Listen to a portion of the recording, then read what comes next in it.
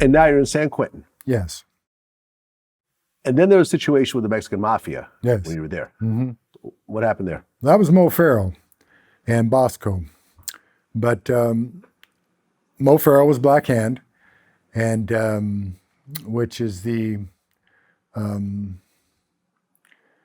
mark, like the Shamrock is for the brand, the Black Hand is for the Mexican Mafia. But upon our arrival, TD and I were placed in the adjustment center, which adjoins by way of overflow to death row. And Bobby and Spots were sent to East Block. But when we hit the tier, Mo sent me a kite and told me that an associate of the Aryan Brotherhood had disrespected him on the tier and that he was going to kill him in the morning. And so I shot him back a kite and told him not to kill him and that I would deal with it. But Mo was a hothead, and that's eventually why the ME killed him. But he went out the next day, him and Bosco, and they stabbed Hawaiian John 18 times, but they didn't kill him.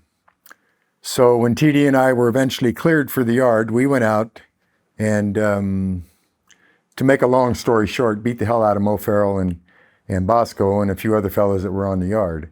TD and I both took 5 rounds each from shotgun for that effort. But that created a potential war between the Mexican Mafia and the Aryan Brotherhood. Excuse me, which had to be dealt with.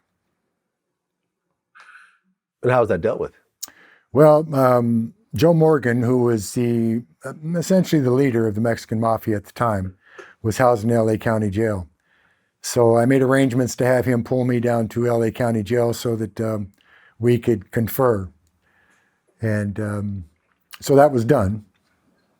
And but on the way down to LA County Jail, I had an individual that I got into an altercation with, and they had to stop the bus and take him off the bus, call an ambulance, and medevac him to the hospital.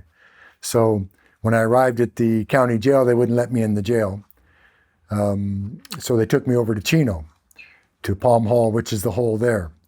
And eventually we pulled Joe over from the LA County Jail to Chino and had our meeting and our talks there and worked out our differences.